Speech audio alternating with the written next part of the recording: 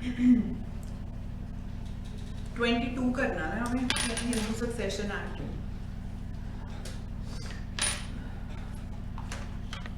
अब घर पे आराम से आ जाके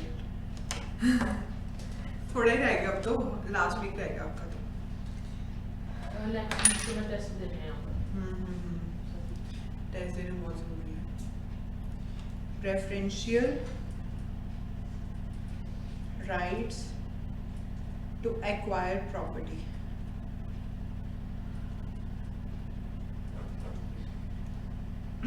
एक ना होता है राइट टू प्रीएम्पशन। ये घर है ए बी, दोनों साथ में है।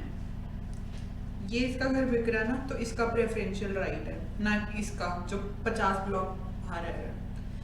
Preferential rights to acquire property in certain case where after commencement of this act an interest in any immovable property of an interstate or in any business carried on by him or her, whether solely or in conjunction with others, devolves upon 2 or more heirs specified in class 1 schedule, and any one of such heirs proposes to transfer his or her interest in the property or business, the other heirs shall have preferential right to acquire property.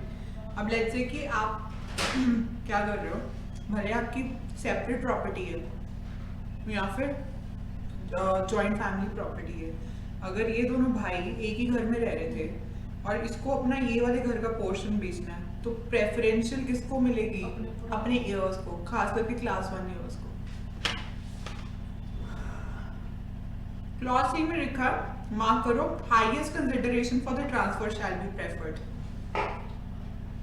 अब ये class 1 year है, ये class 2 year है, और ये कोई outsider है। ये पे कर रहा है 10 लाख, ये पे कर रहा है 20 लाख, और ये कर रहा है ये भी कुछ 15। तो किसको, भले ये क्लास 2 ईयर है, पर इसको प्रेफरेंस करेंगे बिकॉज हाईएस्ट। तो जो हाईएस्ट अमाउंट देगा उसको प्रेफरेंशियल राइट मिलेगा। 23 dwelling house has been removed. पहले ड्वेलिंग हाउस का कंसेप्ट होता था, मतलब रिमूव हो गया। Certain widows remarrying may not inherit as widows, ये भी रिमूव हो गया।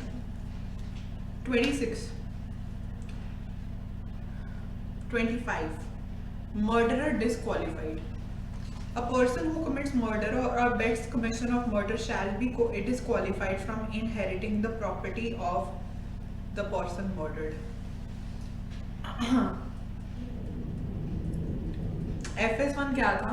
एक नंबर का, I should not use these words, but let's say कि he used to do lot of drugs. FS1 इसको लगा कि अगर मैं अपने फादर को किल कर दूंगा तो सारी प्रॉपर्टी मेरे को और मेरे भाई को चली जाएगी। या लेट्स से फादर की डेथ हो गई, इसको लगा कि अपने भाई को मार दूंगा, मेरे को सारी प्रॉपर्टी, अब लेट्स से इसने मार दिया, इसको 0, ही विल गेट नथिंग, तो ही विल बिकम डिसक्वालिफाइड, तो जेल में जाएगा अलग, ऊपर से प्रॉपर्टी भी नहीं इनहेरिट कर पाएगा। और any other property in furtherance of succession to which he or she committed or abetted. अब लेट्स से कि इसका बेटा था FSS, तो इसको भी प्रॉपर्टी नहीं जाएगी, उसके आगे डिसेंडेंट्स को भी कोई प्रॉपर्टी नहीं जाएगी। Hindu has converts descendants disqualified. Hindu has ceased or ceased to be a Hindu by conversion to another religion. ये हिंदू था, FSS let's say FS1 convert कर गया टू मुस्लिम, अब इसका इफेक्ट क्या होगा? He will cease to be Hindu and child born to him or her after such conversion shall also be disqualified. तो अगर इसका कल को बच्चा होता है FS1S, he is also disqualified from inheriting the property unless such children or descendants are Hindus at the time when succession opens. But अगर partition अलग उस टाइम पे वो सीगे, मतलब कि हिंदू ही सीगे, मुस्लिम नहीं सीगे, पर उन्होंने भेजा।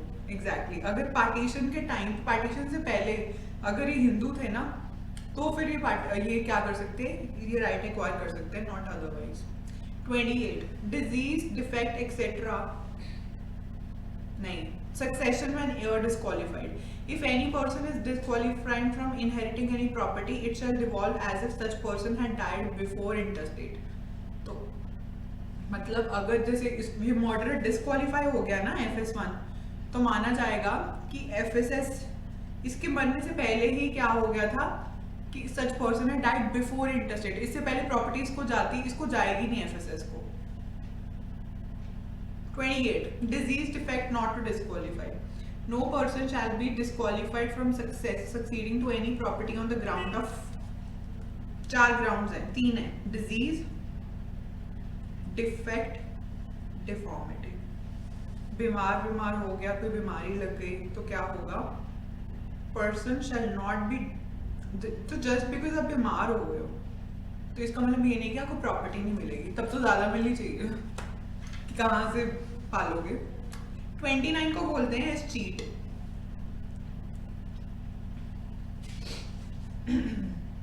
कई बार क्या होता है, अब कोविड में देखा था आपने, फैमिलीज हो गई थी पूरी डेथ, ना क्लास 1 बचा, ना 2 बचा, ना एग्नेट्स बचे, ना कॉग्नेट्स, फिर प्रॉपर्टी किसको जाएगी, गवर्नमेंट को। लिखा है no heir qualified to succeed to his और हर प्रॉपर्टी, देन गवर्नमेंट के पास वो सारी प्रॉपर्टी चली जाएगी। 30 चैप्टर 3 आ जाओ, टेस्टामेंट्री सक्सेशन। जहां पे भी वो टेस्टामेंट्री आ जाए ना, इसका मतलब they are talking about will. Any Hindu may dispose of by will or other testamentary disposition. Testamentary position एक तो विल हो गया ना, अब जैसे फॉर एग्जांपल गिफ्ट भी कर सकते हो आप, तो that is any other testamentary position which is capable of being so disposed of by him or her. Him or her मतलब मेल और फीमेल दोनों की बात करिए इसमें। In accordance with Indian Succession Act 1925। तो अब कोई भी हिंदू है ना, वो कह रहे हैं ऐसे प्रॉपर्टी अपनी आगे जो बाय विल ऐसे डिस्पोज ऑफ करेगा जैसे कि इंडियन सक्सेशन एक्ट में करते हैं। और यहाँ पे क्या लिखा है एक्सप्लेनेशन में, मेल हिंदू कौन होगा इसमें,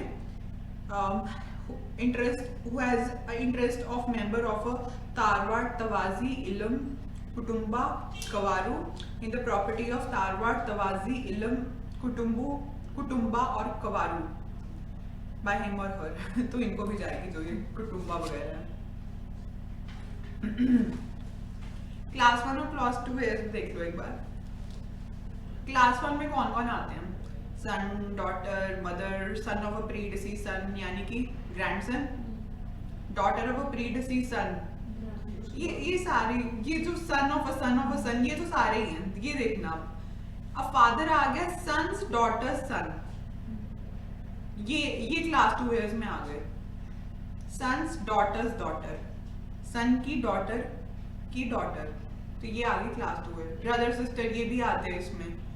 father's widow, brother's widow, father's sister यानी कि बुआ, फादर्स ब्रदर चाचा, मदर्स फादर मामा मामी मासी, ये सब क्या आ जाते हैं क्लास 2 इयर्स में। लेकिन जो आपकी आगे नेक्स्ट 4, ये ना गोल्डन रूल याद रखना, जो नेक्स्ट 4 जनरेशन होती है ना, ये तो सारी क्लास 1 ईयर में, चाहे वो डॉटर का हो या इसका हो सन का। लेकिन बस ये जो फादर्स फादर और ये सब होते हैं ना थोड़े दूर के रिश्ते, दे आर इन क्लास 2। वैसे फादर तो क्लास 1 में होना चाहिए था, बट कोई बात नहीं। बाकी आप देखना कभी हिंदू सक्सेशन एक्ट ढंग से पढ़ के, इतने सारे फ्लॉज है ना इसमें, मतलब इन्होंने कैसे ही बनाया है ये। चलो हामा स्टार्ट करते हैं। इसमें टोटल 30 सेक्शंस हैं और 4 पार्ट्स हैं।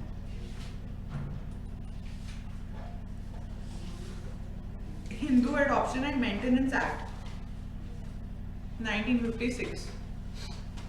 प्रेसिडेंशियल लाइसेंस कब मिला था इसको, 21 दिसंबर। और इनैक्ट भी तभी हुआ था ये। हाँ, इनकी एक ही डेट दी हुई है ना। 18/7/21। Section 1 short title. Section 2 application of act. Definition section 3 तो बड़ी सिंपल है, 3 ही डेफिनेशन है। कांग्रेचुलेशंस, खुश हो गए। Section 3 A B C custom और यूजेज, मेंटेनेंस में क्या क्या आएगा? Food, clothing, residence, education, medical attendance. On unmarried daughter ये आ जाते हैं कई बार कि इसमें अनमैरिड डॉटर के एक्सपेंसेस हैं या नहीं है, तो मेंटेनेंस में अनमैरिड डॉटर के रीजनेबल एक्सपेंसेस। एंड माइनर आ गया इसमें, माइनर मतलब somebody who is below the age of 18 years। Section 4 overriding effect. Chapter 2 adoption.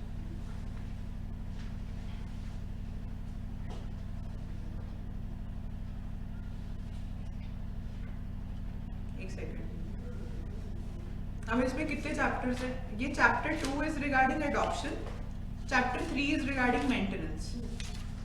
ठीक है, पहले करते हैं चैप्टर 2।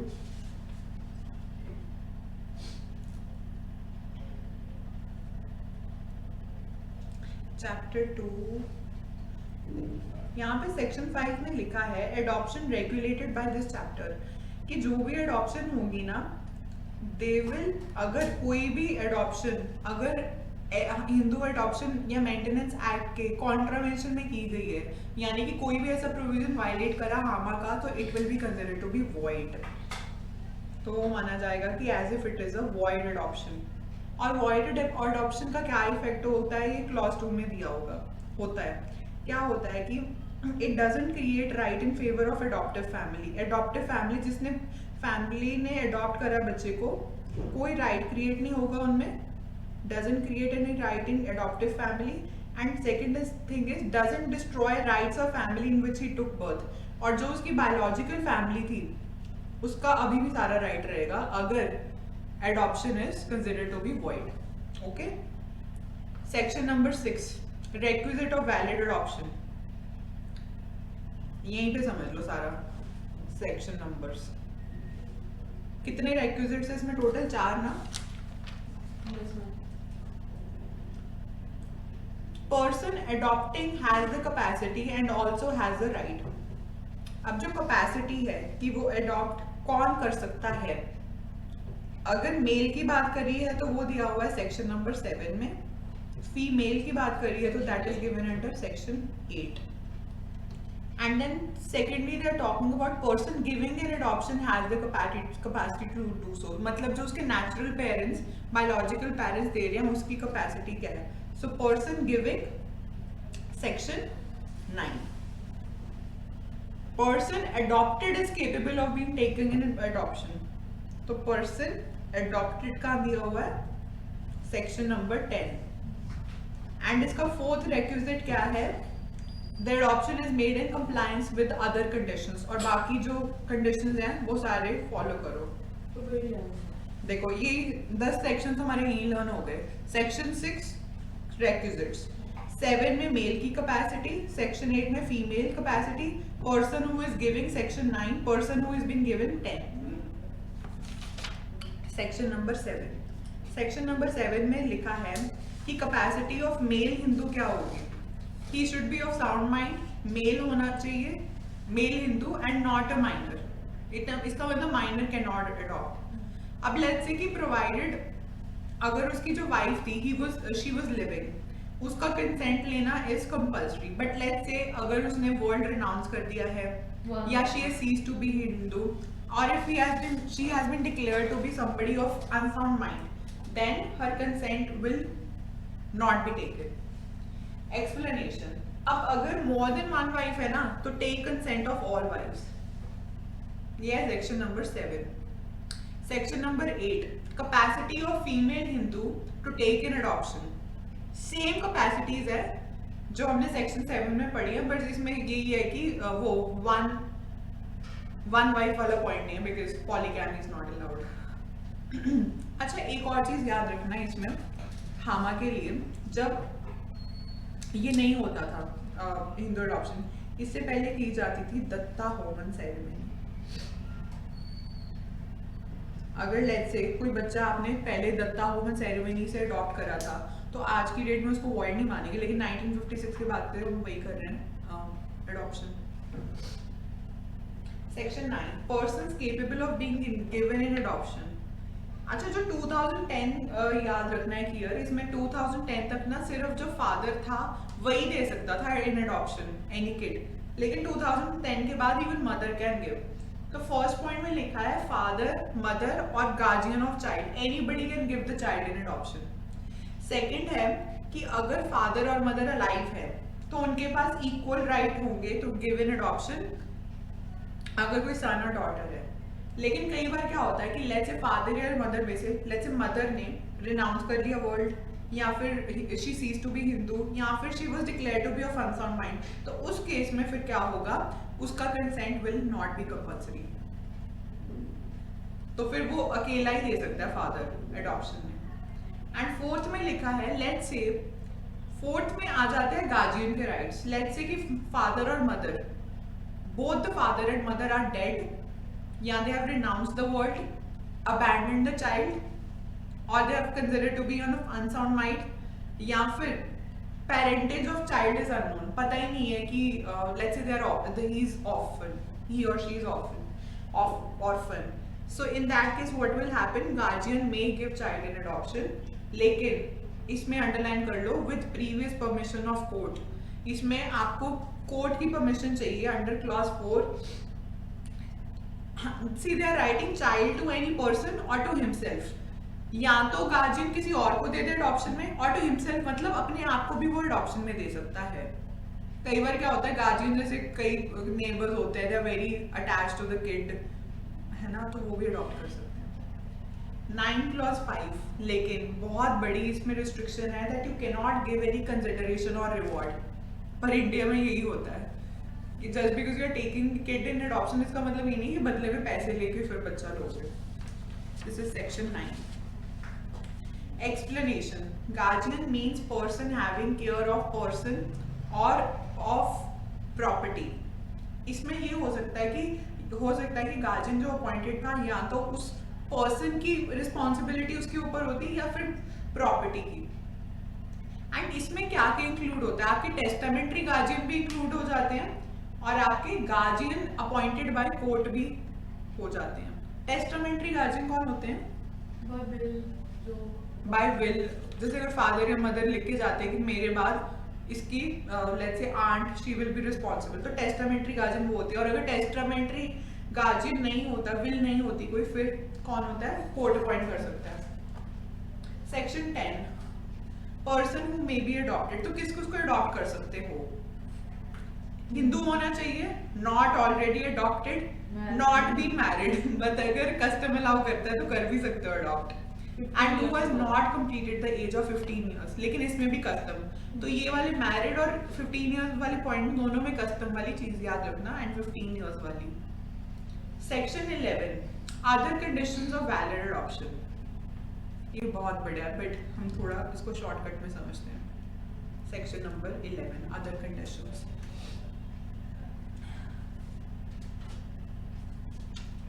कह रहे हैं सेक्शन 11 में क्या क्या होना चाहिए, एडॉप्शन के टाइम पे अगर उसका सन नहीं होना चाहिए, सन सन सन, तो ये सब नहीं होने चाहिए तभी वो एडॉप्शन कर सकता है।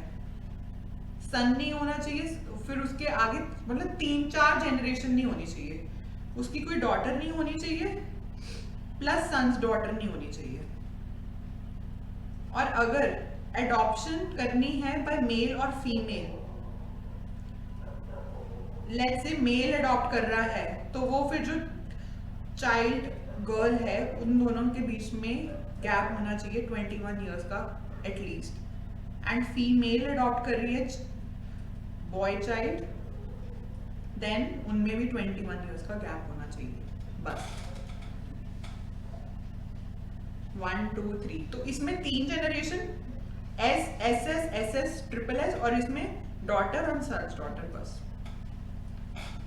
चलो अब आगे आ जाओ, और लास्ट में लिखा provided that performance of datta homam ceremony shall not be essential to the validity of adoption, क्योंकि अब हम दत्ता होमन सेरेमनी नहीं फॉलो करते after coming of this act. Section 12, effects of adoption. जो एडॉप्टिव फादर और मदर होते हैं ना, अब से उनको मानेंगे, कब से मानोगे उसको आप फादर और mother, from the date of adoption.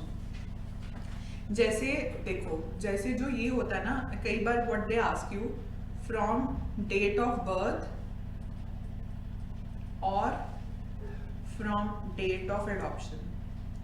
अगर आपको जैसे कोपार्शनरी प्रॉपर्टी में राइट्स चाहिए होते हैं ना, तो आपको पार्टनर माने जाते हैं from the date of birth, because वहां पे आप you are biological as well as you have not been adopted somewhere. And adoption में क्या होता है कि जब से आप अडॉप्ट किए गए तब से माने जाएंगे कि these people become your natural parents, they are treated like your biological parents only.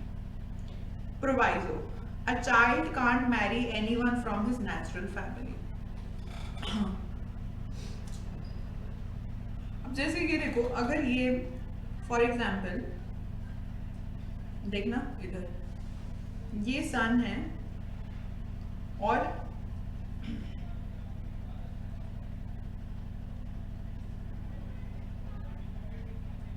Daughter F1। F ने क्या करा, अपने सन को एडॉप्शन में दे दिया F1 को, दे सकता है बिल्कुल। तो क्या अब ये जो S है ये इसके साथ शादी कर सकता है? The answer is no.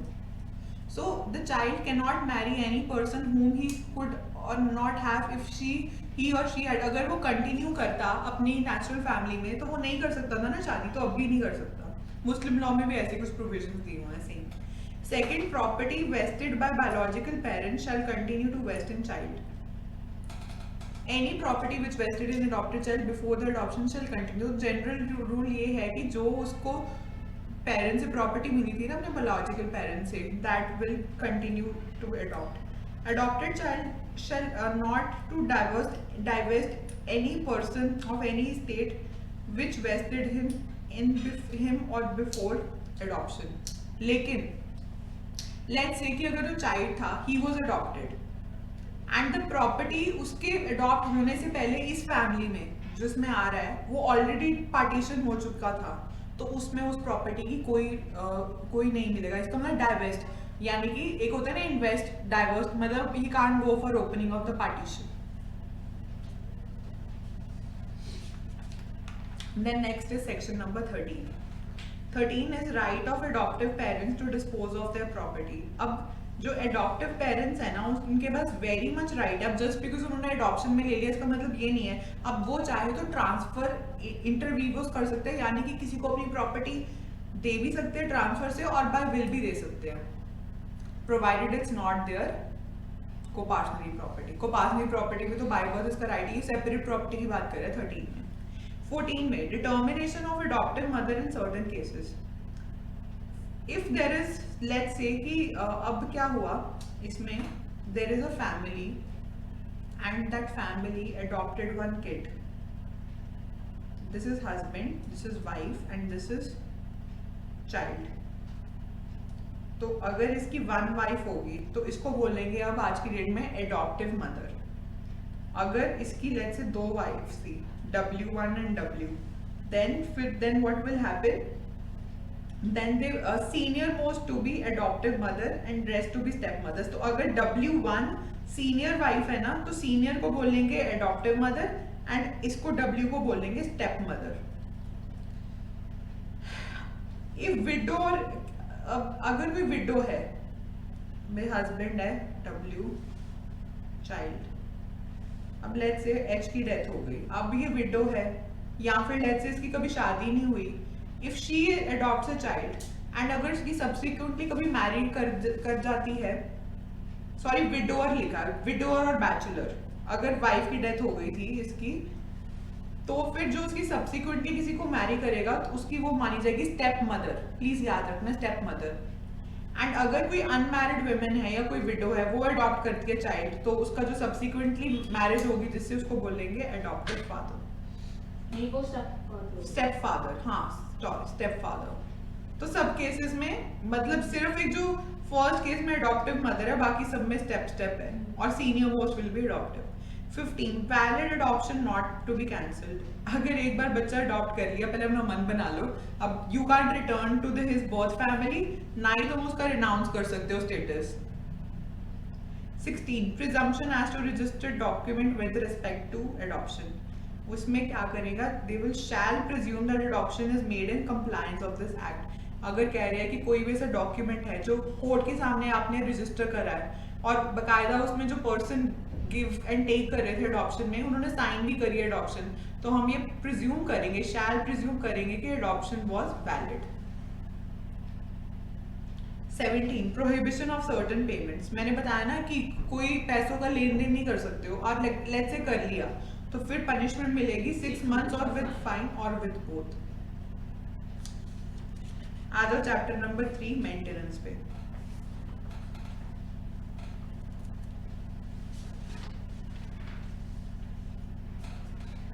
Chapter 3 maintenance. 18 में वाइफ की मेंटेनेंस की बात करी है, 19 में विडोड, डॉटर इन लॉ, 20 में चिल्ड्रन एंड एजेंट पेरेंट्स। ये सेक्शन नंबर्स भी याद रखना, पहले वाइफ, फिर daughter in law, widow, then child, children and aged parents, and 21 में डिपेंडेंट्स डिफाइंड है। कब मेंटेनेंस दोगे वाइफ को? हिंदू वाइफ को मेंटेनेंस देना पड़ेगा during her life time, and 18 clause 2 में लिखा है इफ वाइफ वांट्स ना then she can even stay separately and claim maintenance, खास करके when there has been a desertion, cruelty, he has a other wife live in, या concubine जैसे for example कहते हैं ना what do you call that term?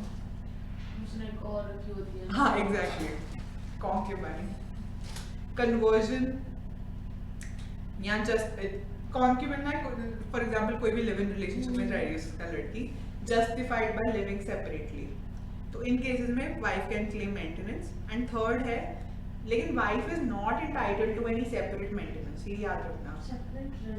Separate residence, हाँ sorry, separate residence and maintenance if she is unchaste or converted. लेकिन अगर वो unchaste हो गई, for example she is involve with somebody else physically, or if she has been converted, फिर क्या होगा? Maintenance नहीं मिलेगी। 19 maintenance of window daughter in law. इसमें क्या होता है देखो, 19 में कंपल्सरी है कि ये जो फादर इन लॉ है ना, इसको को पार्टनरी प्रॉपर्टी से ही करेगा maintain. If there is a father in law and let's say कि उसकी जो हस्बैंड की प्रॉपर्टी है ना, that is not sufficient to maintain her, then only, and secondly एक तो हस्बैंड की प्रॉपर्टी सफिशिएंट नहीं है, प्लस उसके फादर, मदर, सन या daughter, they are not able to maintain her, then only she can go to father-in-law for claiming property. Okay. 20 maintenance of children and aged parents. इसमें legitimate और इनलेजिटिमेट children दोनों आ जाते हैं, plus minor children आते हैं इसमें। And if there is a unmarried daughter, तो इन सबको मेंटेन कर सकते हो। ये पिछली बार क्वेश्चन आया था पंजाब में। Parents include childless mother also, तो क्या चाइल्डलेस मदर, चाइल्डलेस फादर भी आया था ना ऑप्शन में, तो इसमें चाइल्डलेस मदर है। अगर if there is a mother who is childless, उसको भी मेंटेन करना पड़ेगा, childless step mother.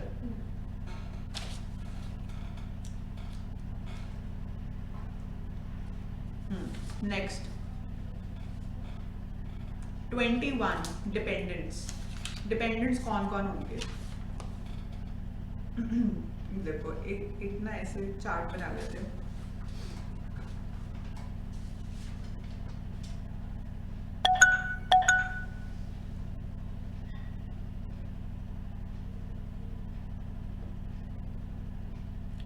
Yes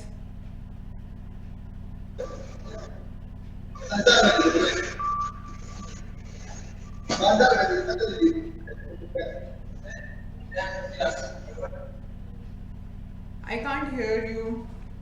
Just hold on. I can't hear you. हाँ अब बोलो। Hello.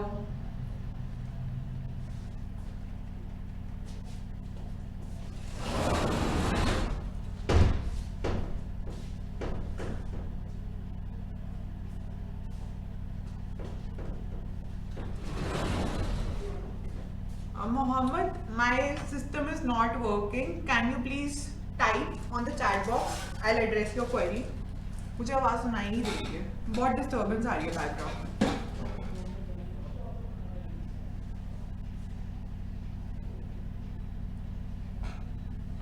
Now, section number 21, dependents. और वहां पे भी एजेड और इन्फॉर्म्ड पेरेंट्स लिखा है.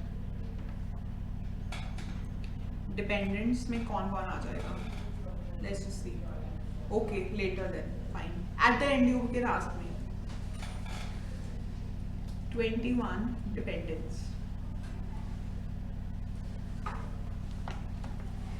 There is this person. अब जो जिसकी डेथ हुई है उसके बारे में बात करें. प्रोपोसिटस. Propositus means the person who has died. अब इसके मरने पे किस किस को प्रॉपर्टी जाएगी, या इसकी प्रॉपर्टी से हम किस किस को मेंटेन कर सकते हैं? देखो, फर्स्ट है फादर एंड मदर. उसकी विडो, जिससे विडो. फिर उसका अगर कोई सन है वो. फोर्थ है इसका सन. ठीक है. फिर इसकी अगर कोई डॉटर है, एंड देन अगर उसका डॉटर. हाँ, कर रही हूँ, वो भी कर रही हूँ. ये विडो डॉटर इन लॉ ये हो गई. ये देखो, ये विडो डॉटर इन लॉ हो गई. ये डॉटर विडो, डॉटर है but she is a window. या फिर लेट्स से कि इसका कोई इलेजिटिमेट सन या डॉटर है, उसको भी मेंटेन करना पड़ेगा.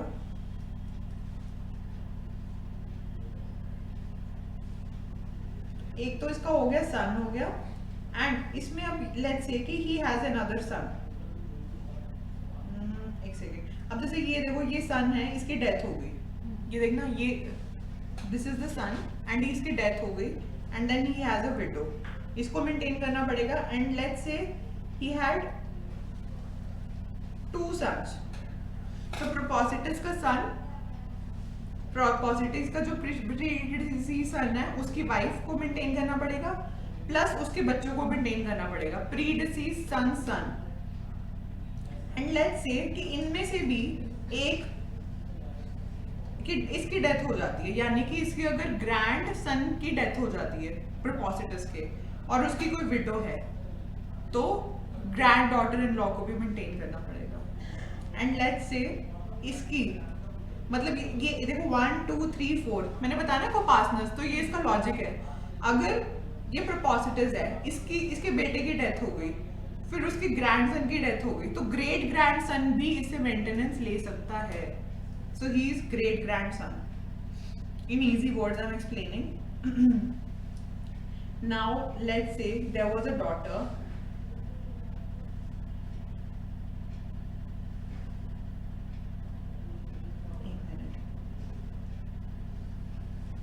Let's say कि इसका एक और सन है, उसकी डेथ हो गई एंड उसकी एक विडो है. अगर इसकी कोई सन्स डॉटर है, यानी कि grand daughter can also take maintenance. And अब ये याद रखना कि ग्रैंड डॉटर के children can not take maintenance from him. और अगर कोई ग्रैंड सन था, ही हैज डाइड, उसकी विडो ले सकती है. अब क्या हुआ कि this is propositus, this is his son, and son का फिर आगे सन, उसकी ग्रैंड सन की भी डेथ होगी, तो ग्रैंड सन की आगे डॉटर है, ग्रैंड सन की daughter can also take maintenance from him. तो ये एक मिनट में ब्रैकेट में डाल ही देती हूँ. एक बार घर जाके ना ये चार्ट अभी बना ही लो. वैसे ये देखो, F हो गया, ब्रैकेट में M हो गया, विडो हो गई, इलेजिटिमेट सन एंड डॉटर हो गए, सन हो गया एक, D can take maintenance, daughters widow can take, widow daughter can take maintenance, then she can take maintenance. तो ये सारे लोग मेंटेनेंस ले सकते हैं जो मैंने ब्रैकेट में डाला. ठीक है, चलो सेक्शन नंबर नेक्स्ट पढ़ लेना खुद.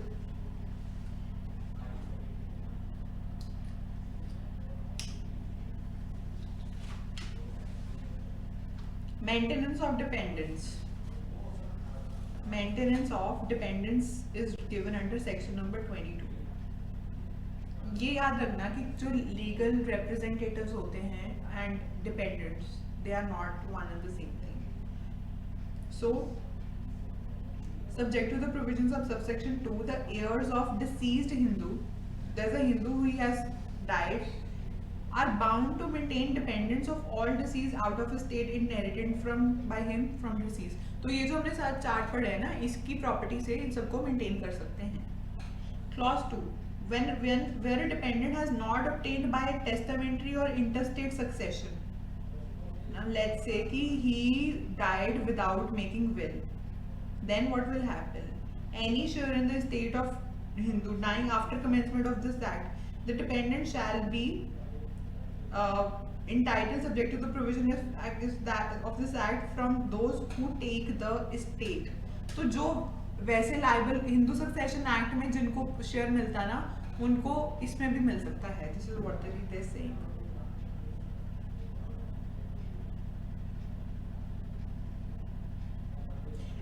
क्लॉज 4 है ना, क्लॉज 4 का आई एक्सप्लेन यू मीनिंग. ये कह रहे हैं कि समटाइम्स व्हाट हैपेंस इज कि जो एयर्स और डिपेंडेंट्स होते हैं ना, if they were getting let's say rupees 10,000 per month from him as maintenance, तो फिर वो क्या करेंगे कि फिर अब भी उनको उतनी मेंटेनेंस मिलेगी और वो अपने आप को मेंटेन कर सकते हैं. प्लीज इसको खुद पढ़ लेना. 23 is amount of maintenance. Clause 1 में मार्क कर लो डिस्क्रिशन ऑफ कोर्ट.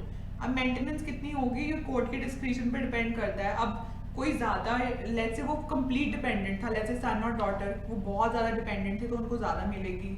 जो उसकी मदर या फादर होगी, लेट्स से उनके पास उनकी खुद की पेंशन है तो कम. It depends, quantum depends on the status of the member. अब अमाउंट ऑफ मेंटेनेंस देते हुए what will be keep in mind? Position and status of parties, reasonable wants of claimant. अब ये नहीं बोलोगे कि I want to buy Mercedes Benz so let me get the whole property.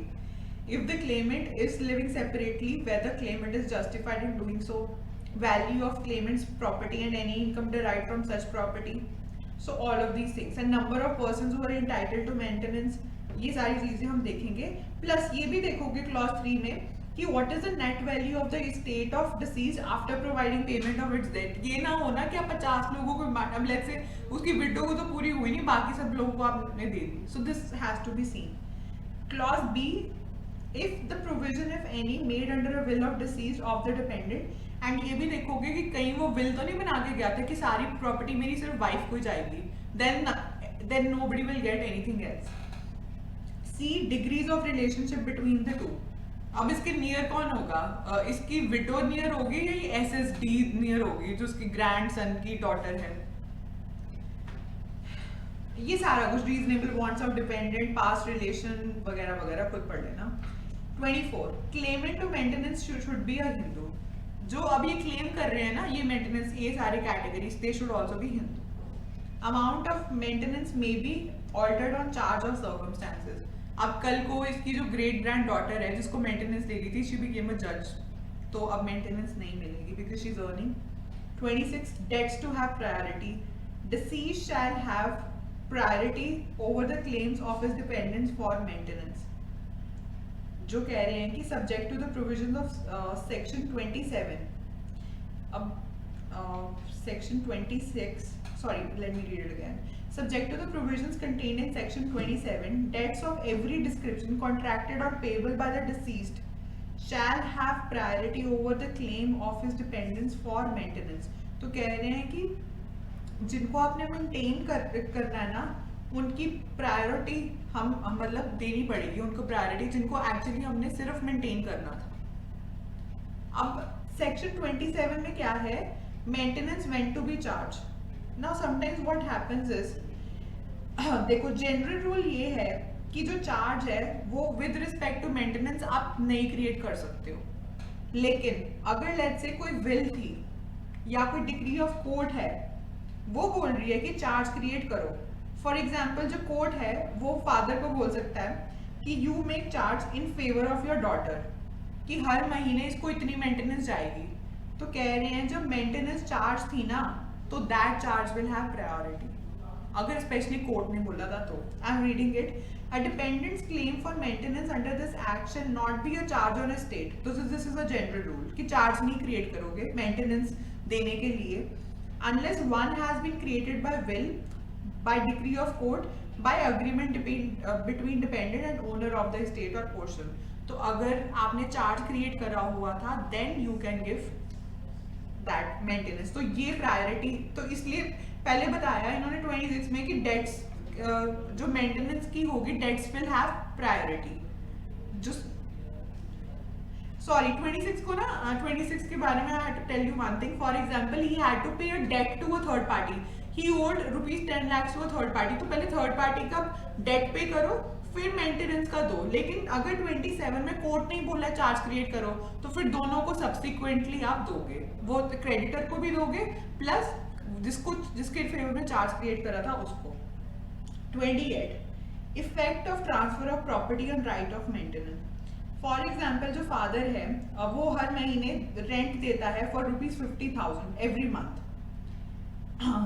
अब देता है अपनी डॉटर को. लेट्स से इसने बाद में क्या करा, ये जो प्रॉपर्टी जिसे रेंट आ रहा था he gifted this property to mister X. So now अब जो क्या होगा वो ये बोल सकता है कि X now what you have to do, now you have to give every month ₹50,000 to my daughter every month. So F को ये नोटिस देना पड़ेगा to mister X. Now I am reading section 28 effect of transfer of property and right to maintenance. Where a dependent has a right to receive maintenance out of an estate, जैसे वो rent ले रही थी हर महीने, and such estate or any part thereof is transferred, the right to receive maintenance may be enforced against the transferee. Transferee कौन है इस case में? X. If the transferee has a notice of the right or if the transfer is gratuitous, लेकिन अगर transfer gratuitous थी यानी कुछ पैसों का लेन देन नहीं हुआ, but not against the transferee for consideration and without notice of the right. तो जनरल रूल ये है कि उसको ट्रांसफरी के अगेंस्ट भी सारे ये चीजें इन्फोर्स होगी, लेकिन अगर वो ग्रेटिट्यूस नहीं है तो नहीं. This was Hindu adoption and marriage act and section 30 में सेविंग्स है, नॉट इम्पॉर्टेंट. इसमें केस देख लो, कोई है देख लो.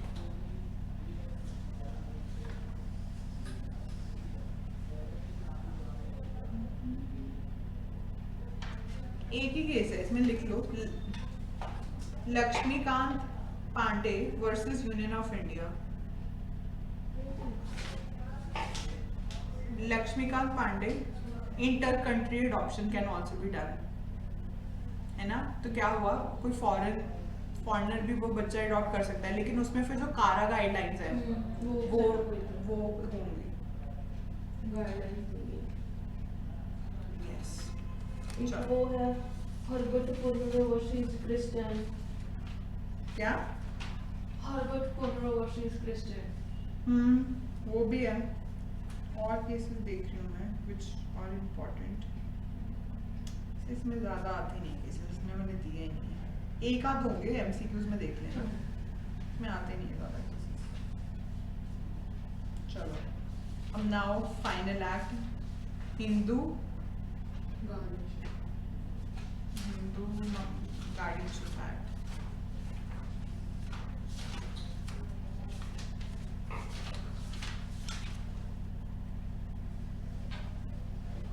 Hindu Minority and Guardianship Act. This is 1956 का एक्ट. अब इसकी एप्लीकेशन देखो सेक्शन 3 में दी है, तो सेक्शन 2 और 3 कभी गलत मत करके आ जाना. और सेक्शन 2 में ये लिखा है जस्ट होल्ड.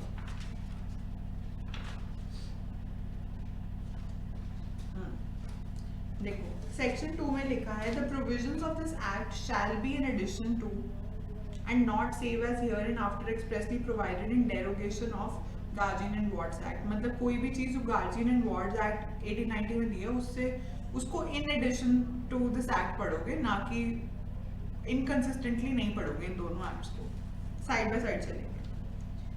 डेफिनेशंस फॉर, अब ये है माइनर की डेफिनेशन 4 क्लॉज ए में दी हुई है, बी में डेफिनेशन दी हुई है गार्जियन की एंड सी में दी हुई है नेचुरल गार्जियन की. Who is a minor? Somebody who has not completed the age of 18 years. Now they are talking about 4 types of guardians. First होते हैं आपके नेचुरल गार्जियन, आपके पेरेंट्स। सेकंड होते हैं guardian appointed by will of minor's father और mother. वो लिख के चले जाएंगे that my brother will take care of my child, so उसको बोलते हैं टेस्टामेंट्री गार्जियन। थर्ड है अ गार्जियन अपॉइंटेड और declared by court, these are called as de jure guardian.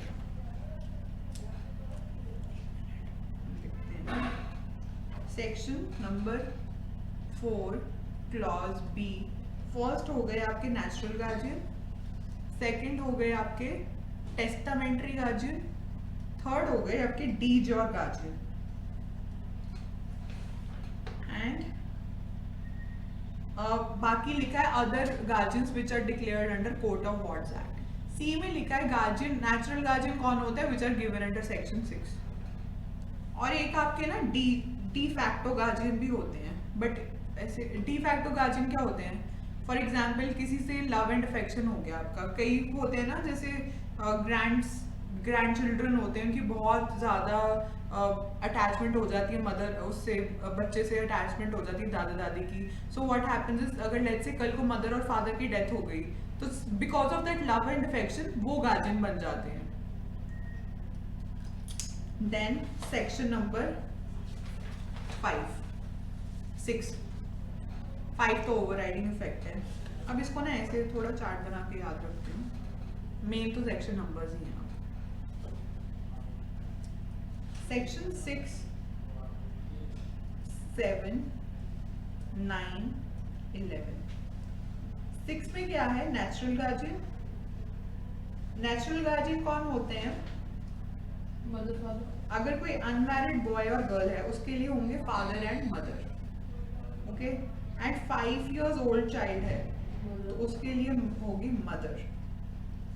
Illegitimate boy और गर्ल है first mother then father, because इसमें हम deal करते हैं what happens is generally we have seen in the cases of illegitimate children, generally father boycott कर देते तो mother के पास ही रहता है बच्चा, दैट्स व्हाई। एंड अगर there is a married girl, उसका हस्बैंड विल बी गार्जियन। मतलब पता नहीं क्यों, बस ऐसा होना चाहिए। She doesn't need a guardian. Why does she need a guardian? गलत चीजें हटानी पड़ेगी किसी दिन। Provided disqualifications, अब कोई गार्जियन है उसको कब एज अ गार्जियन रिमूव कर सकते हो, if he ceases to be a Hindu or if he renounces the world, okay, then in that case we can remove। अब 6 में तो इसके नेचुरल गार्जियन दिया हुआ है ना, और 8 में क्या दिया हुआ है, 8 में they have given powers of natural guardian. Powers क्या है नेचुरल गार्जियन की, क्लॉज 1 में ये लिखा है कि नेचुरल गार्जियन की क्या क्या पावर है, to realise, to do any act for realisation, protection and for benefit of minors state.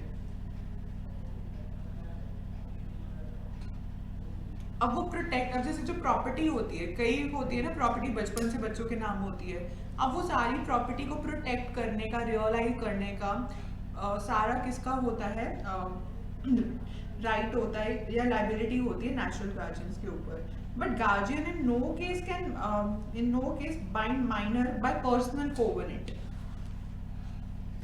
कह रहे हैं कि कोई पर्सनल कोवेनेंट पे यू कांट बाइंड। इसका मतलब क्या हुआ, इट मीन्स कि अगर कोई नेचुरल गार्जियन है वो माइनर की प्रॉपर्टी यूज नहीं कर सकता। लेट्स से कि उनको लोन लेने की कल को जरूरत पड़ गई तो आप वो प्रॉपर्टी नहीं यूज करोगे, एंड अगर कल को लेट्स से वो सन और डॉटर जिसकी प्रॉपर्टी आपने यूज करी है उसको पता चल गया ऑन अटेनिंग मेजॉरिटी, फिर वो क्या कर सकता है, वो सारा का सारा अमाउंट अपने गार्जियन से क्लेम कर सकता है। ठीक है, so what they are writing, for realisation, protection, for benefit of minor's estate, but guardian in no case can bind the minor by personal covenant. Second clause में what they are writing, natural guardian shall not without permission of court। तो second clause में आपको court की permission चाहिए for what? If you are giving property for mortgage, charge, sale, gift, exchange of property of minor, या फिर second में if you are giving lease, any property exceeding 5 years or extending more than 1 year beyond the date on which minor will attain majority.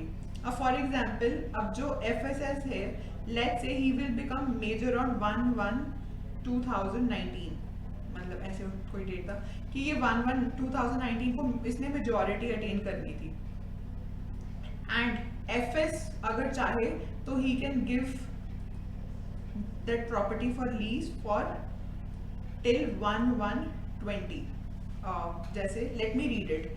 Clause 2 capital Clause 2 सब clause B में क्या लिखा है, he can lease any such property for a term exceeding 5 years. मतलब 5 years के लिए या तो वो लीज कर दे, या फिर दूसरा कंडीशन है for a term extending more than 1 year beyond the date on which minor will attain maturity. कि ये वैसे तो जब वो मेजर हो गया था तभी उसको वो प्रॉपर्टी दे देनी चाहिए थी, लेकिन लेट्स से 1/1/20 तो एटलीस्ट सिर्फ 1 साल तक और वो प्रॉपर्टी लीज में रख सकता है, उससे ज्यादा नहीं, उसके बाद वो उसको वापस ही जाएगी माइनर को।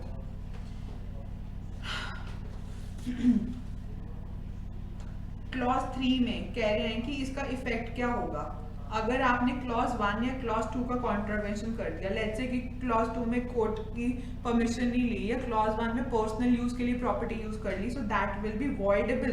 किसके इंस्टेंस पे? ये क्वेश्चन बहुत आता है, at the instance of minor और any person claiming under him.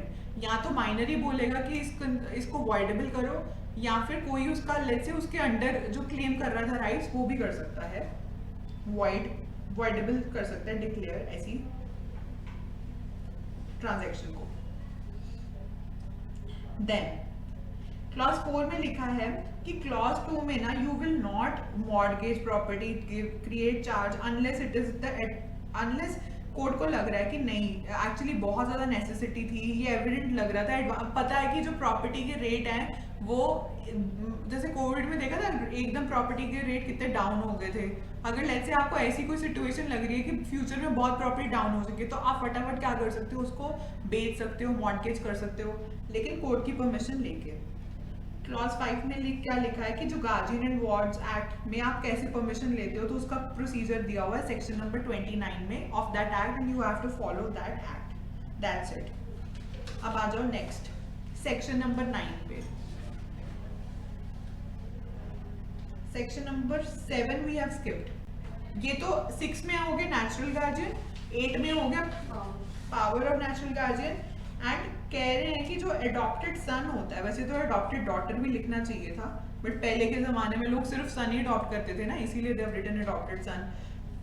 तो इनके गार्जियन, इसका गार्जियन कौन होगा? Adopted father and mother both, मतलब फर्स्ट लेकिन अडॉप्टिव फादर होगी and then after that passes to the adoptive mother. This is section number 7। Now 9 में आ जाओ testamentary guardian. Testamentary guardian I have already told you जो बनते हैं by will.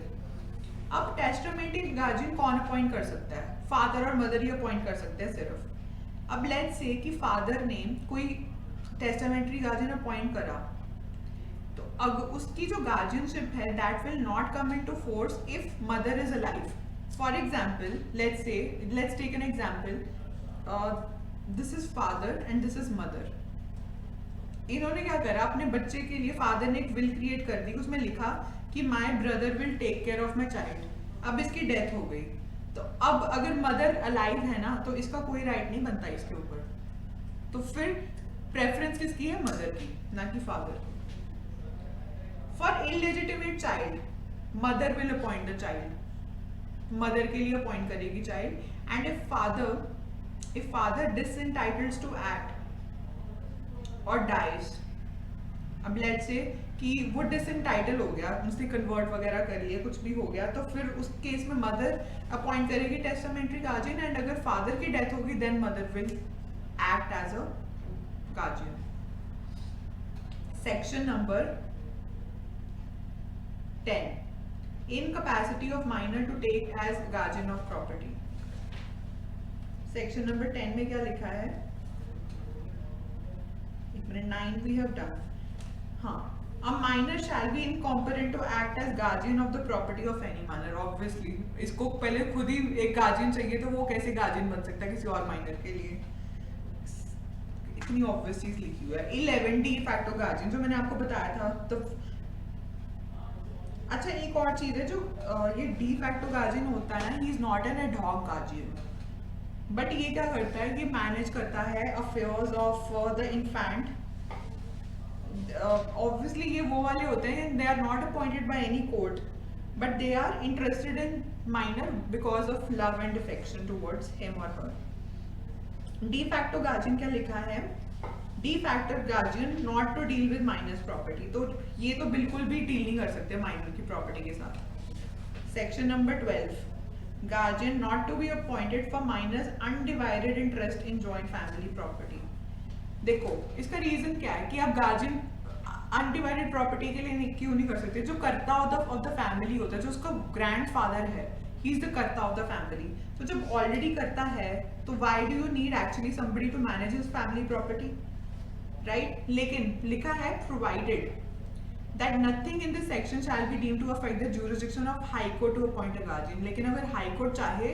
तो वो अपॉइंट कर भी सकता है गार्जियन 13 वेलफेयर मतलब जो वेलफेयर ऑफ माइनर है that has to be paramount consideration अब गार्जियन कौन अपॉइंट होगा ये सब डिपेंड करता है कि चाइल्ड किसमें इंटरेस्टेड है अगर उसकी लेट्स से कि उसको जो फादर है वो जब पैदा हुआ था उसको छोड़ के चला गया यूएसए फिर आता है 10 साल बाद क्या अटैचमेंट होगी उस केस में फिर मदर को ही गार्जियन बनाओ guardianship will not will be for welfare of minor if the court is of opinion that his or her guardian is not for welfare तो उसको हटा दो हम इसमें केसेस एक केस मेजर केस है इसमें एक ही केस है वैसे Githa Hariharan versus RBI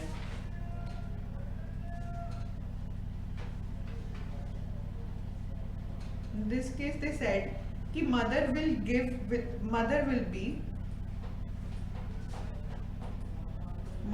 be guardian in absence of father